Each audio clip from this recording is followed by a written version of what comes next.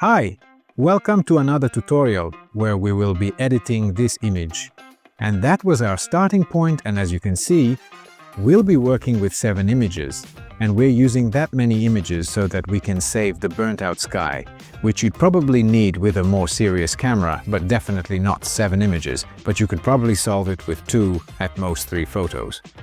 We need 7 here because this was taken with a very old DJI Spark drone, which couldn't shoot raw photos, and it could only capture such a small dynamic range that we could only assemble the image from 7 separate shots.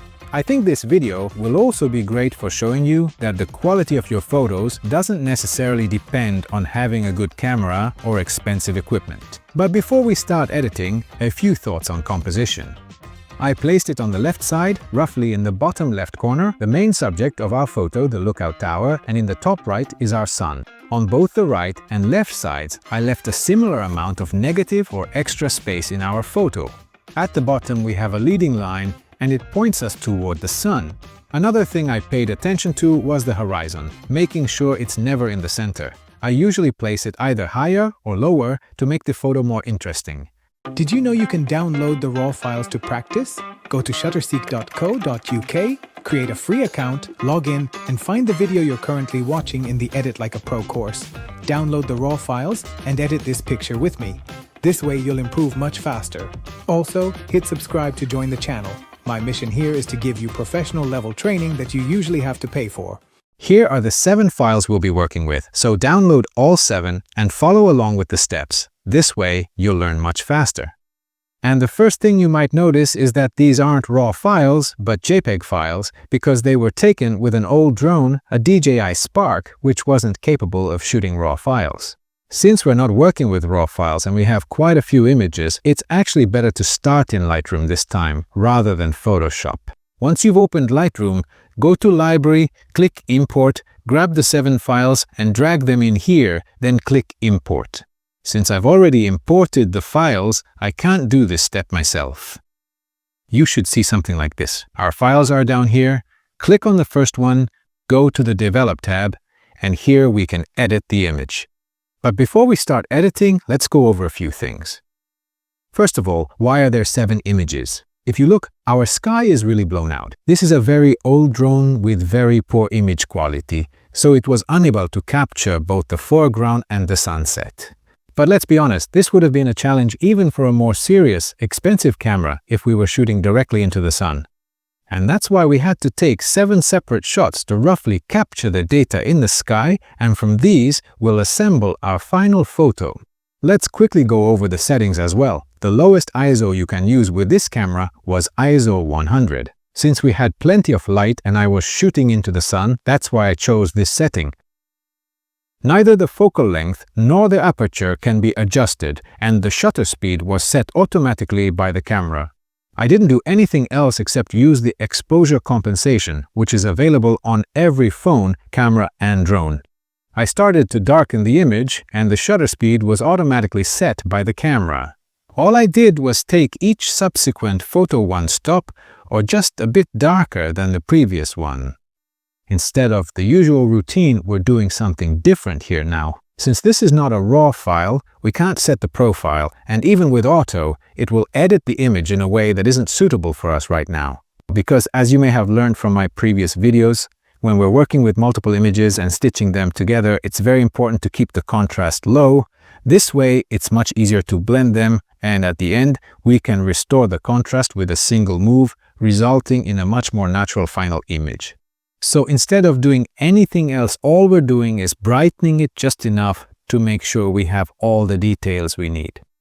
So this is pretty much good as it is, so I'm not doing anything else. If you look, I just brightened it enough so that every detail, even the darkest parts, are clearly visible, and I also lifted the shadows a bit to make the image even less contrasted.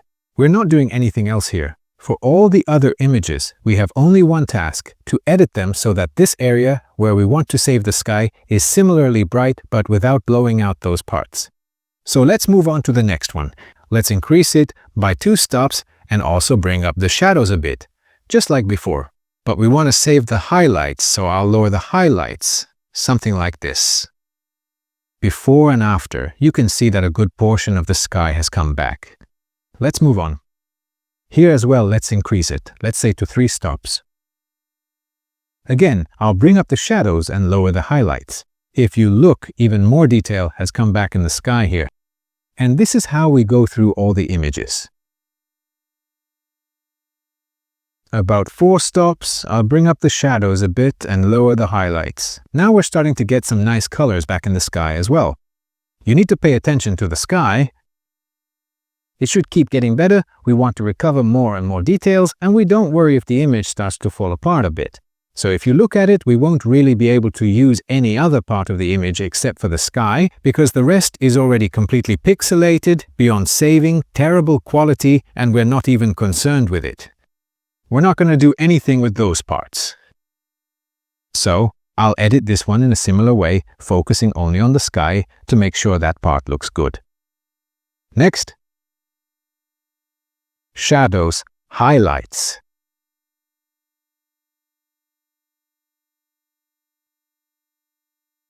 And this is the last one. We might not even really need this one anymore. But here, some of our nice colors are still coming back in this area, so we'll use this one as well. And that's about it. As you can see, this is a completely unusable image. This is what happens when you take photos with a drone that's over 10 years old. Now all we have to do is open the images in Photoshop. So I click on the first one, hold down Shift, and click on the last one. Right-click Edit in, Edit as Layers in Photoshop. And we're done. I always work from the lighter side towards the darker. Both directions work, but if you just remember one, you won't always get confused. So let's flip them so the lightest should be at the bottom, and as it gets darker, we go upwards. So this is the second, third, and so on. And we're done. So the next thing you might notice is that the images, maybe it's more visible here, the images have shifted a lot relative to each other. The drone wasn't stable and it was a bit windy, so we need to correct these displacements. Let's select all the layers by clicking on the top one, holding Shift, clicking on the last one, then go to Edit, Auto Align Layers, and click OK. And if we take a look, Photoshop did a pretty good job. There's still minimal shifting, but that won't affect us at all, since we'll only be working with the sky, and a 1 or 2 pixel shift won't be noticeable there at all. So let's go from the bottom up, just as we've learned.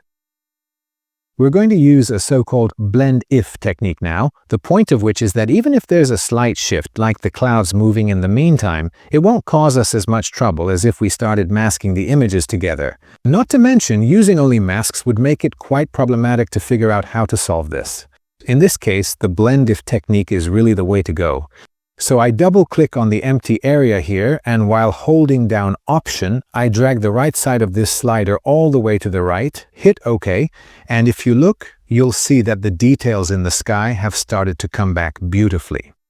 But we've also learned that you always need to mask this, so you only allow this layer through where you actually want to fix something. So here, I create a black mask by holding down Option, Mask. Brush, white color, 100% transparency. The bigger the brush, the better. Set the hardness to 0%. And carefully mask in this area here, where our light is. Roughly like this. For the next one, the task is exactly the same. I double-click here, hold down Option, drag to the right, okay. Black mask, so Option plus click, and again, I just mask in the sky area, roughly like this. And now to move faster, I'll simply apply the blend-if technique to each one, and then we'll carefully mask them in.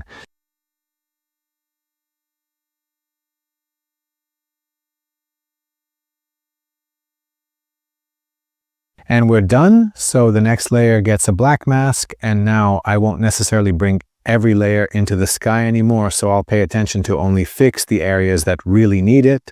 But this one we could still bring in. I think this looks nice. Let's look at the next one.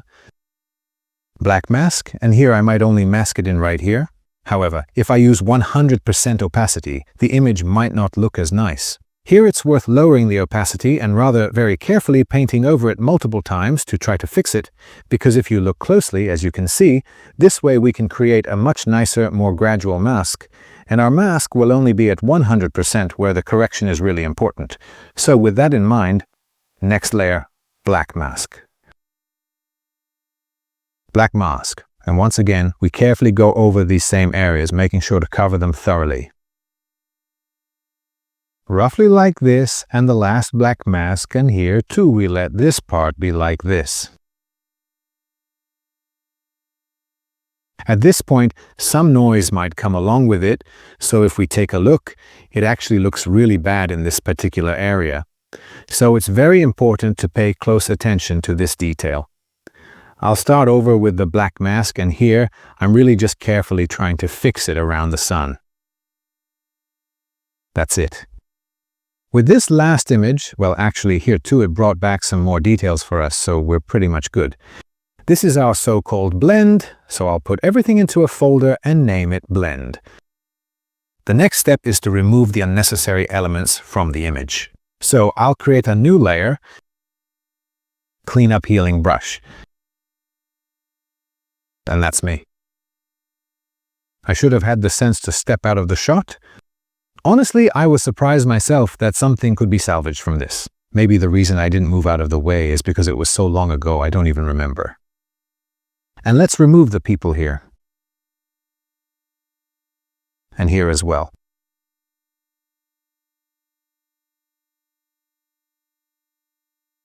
I think we're pretty much good. Here's a stone I don't like. Maybe there's a bit of trash over there. Okay, you should always go through your images more thoroughly than I do.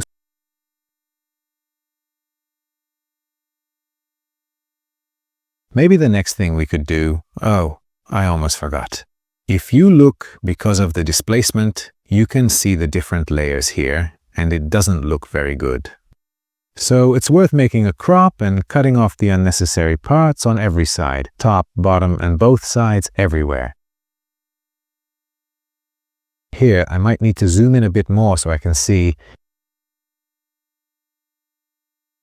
Roughly like this, I press enter. Oh, and it's important that this option is checked when cropping. Delete cropped pixel. I press enter, and now you can remove it so that part is gone. So when we go back to camera raw, that won't bother us there anymore. Let's do a few more things here in Photoshop before we go into camera raw. We could start with a channel mask, and I want to bring back some color and life to the sky. So let's go here to channels and press Command RGB, and this will create a selection for us. So it selects the lighter pixels and the darker ones are selected less or not at all. And this is really useful for us if we want to fix the sky. So we come back here to layers, curves, and simply right here in the middle. In fact, maybe we'll pull it down a bit above the middle, and if you look this way, some really nice colors start to come back into the sky. So I'm not going crazy with it, but I pull it down a little like this to bring the colors back. However, this doesn't have a good effect on the whole image. If you look, it really drains the contrast and the vibrancy from the lower parts. So let's put everything into a folder and give it a black mask. Option, click and brush, white color, opacity 100%, a larger brush, and in this area where I definitely want the effect, I let it all in here, and I also liked it on top of the bushes here, although not at 100% anymore. So I dial it back a bit, say to around 50 or 60, and go over it like that, and this way our pleasant colors come back in this area too. And that's about it. What I would do here is a bit of noise reduction in the sky. If you take a look, our sky is a bit noisy. It's worth making a copy of the whole thing.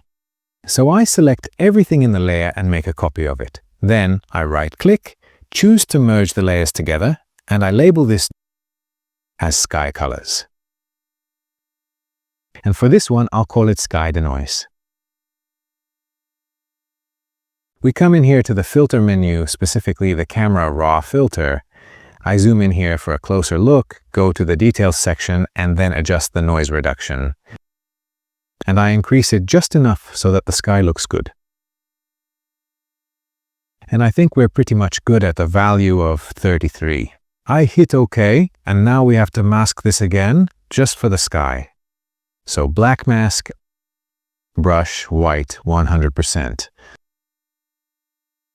And in this area where the sky is, where the noise is causing us problems, I paint over it with white. Roughly like this. And now our sky is noise-free. Super. Next, I'll make another copy of the whole thing again. There is a keyboard shortcut for this. Shift, Option, Command, E, and it creates a copy of the whole thing up here for the camera raw filter. And we edit the resulting image in camera raw. So filter, camera raw filter. Here I have a routine that is very similar for almost every image, and it starts by selecting the area that is most important to us with a radial gradient. So this is the lookout tower, clearly this part, and everything else that falls outside of this. So I invert the selection, I darken that, roughly like this. And with this, I start directing attention to what is important to us, what we want to show in this image. And with a value of maybe minus 0.6, we're good. If we look at the histogram up here, we can see that the image is quite left heavy, so it's a bit underexposed overall. So we can come in here and compensate for this by brightening the whole image a little, let's say by 0.5, and it looks much better. The next thing is that I would add some contrast to the photo, because now that we've stitched our images together, it's really lacking in contrast. I usually do this using curves, and you can move the right and left corners so that it shows you, of course, if these options are enabled here. It will indicate to you if something is too dark or too bright, so I bring it in until it almost starts to disappear, or until we're almost at pure black, but not completely. So here I'll bring it in a bit, and maybe here as well, just a little, to stretch out our pixels and make use of the full tonal range. And here we have a typical S-shaped curve. So I want the darker pixels to be even darker and the lighter ones to be lighter, and with this we're increasing the contrast. So here I'll bring it down a bit in the lower left part. And here around the middle I usually come back up, and with this I get an S-shaped curve. And if you look, here's a before and after. We've beautifully brought back the contrasts in our photo. One more thing that I don't usually do here anymore. I used to do this earlier, but only when I'm working with raw files. Now, of course, we had JPG images, so we're doing this afterwards now. I'll pull up this last slider here a bit, because this is where we bring the colors back into the photo. So I think around a value of 40 should be about right here. And you have to watch out because it often oversaturates the blues, but since we don't have much blue here, it's not a big problem.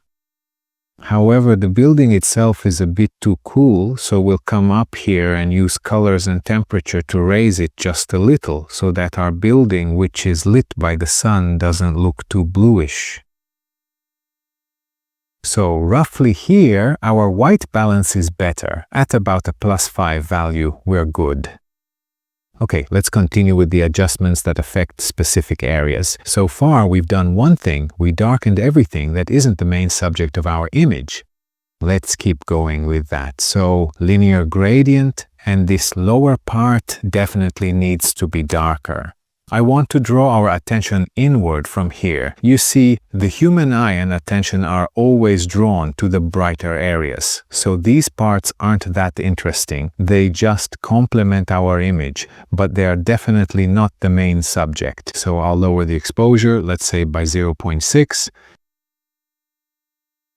This area here is still a bit too bright, so let's use a radial gradient.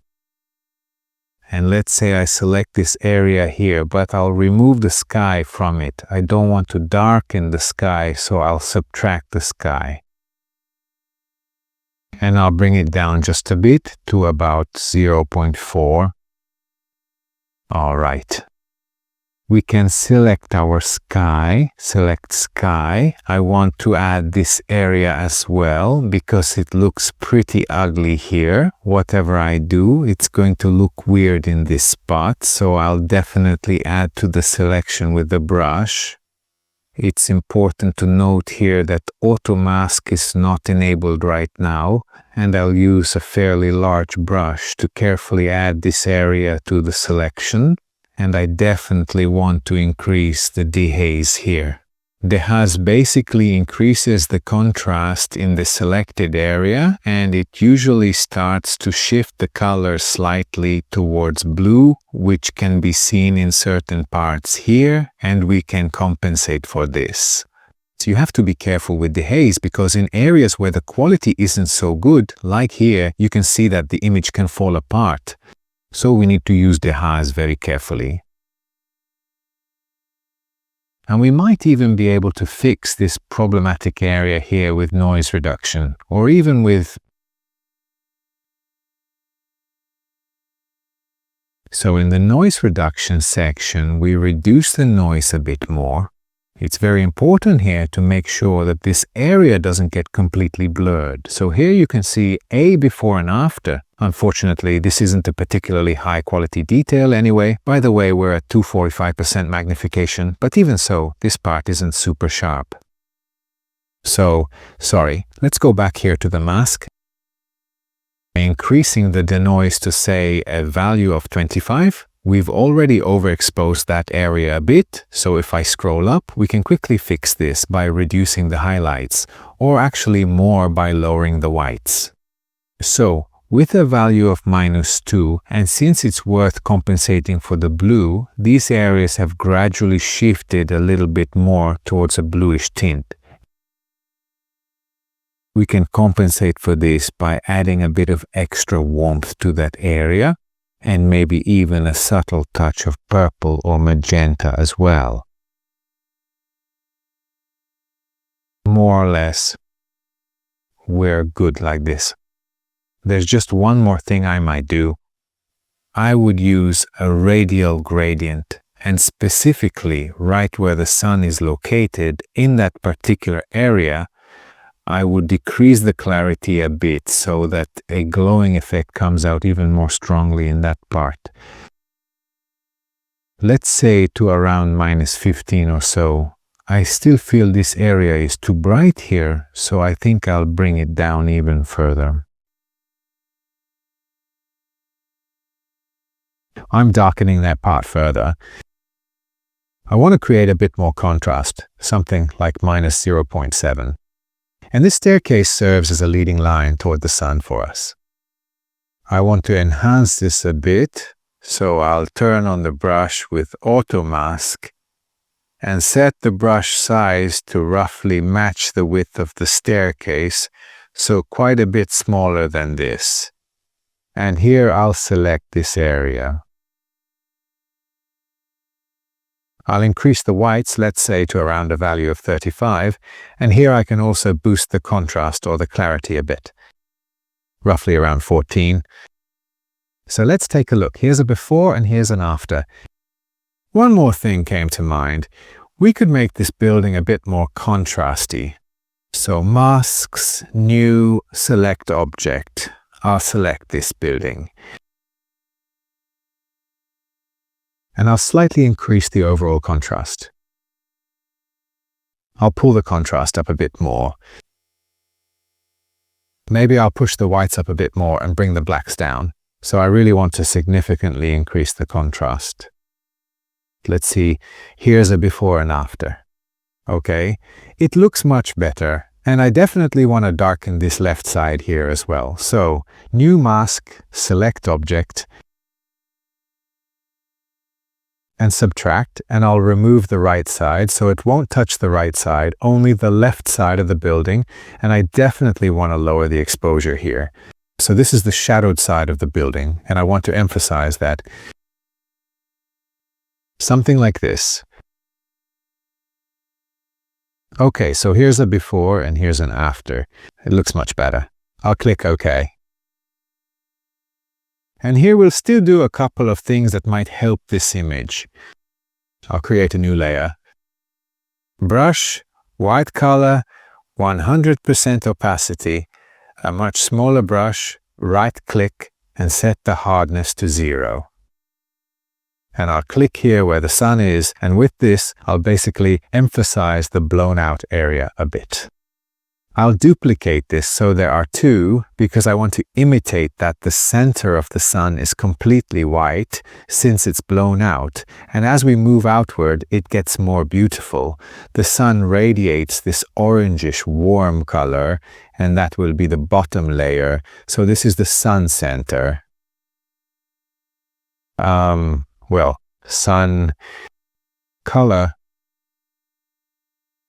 colors. Okay, and between the two, I'll create a solid color layer. And now for the first step, I'll pick any color, it doesn't matter. And I want this layer, the color layer, to only appear on the sun colors layer. If you hold down Option, a downward arrow and a square will appear between the two layers. Click once, and now it will only affect the layer directly beneath it. And we select this layer and increase its size. So I press Command T, zoom out, and while holding Option, I stretch it out. This will be the sun's ray. Practically, I think this size will be just right. I press Enter, and now I'll put the whole thing into a folder, and I set the blending mode to screen, and if you look, it already looks much more natural. This is still very strong, and the colors don't match, so let's fix that.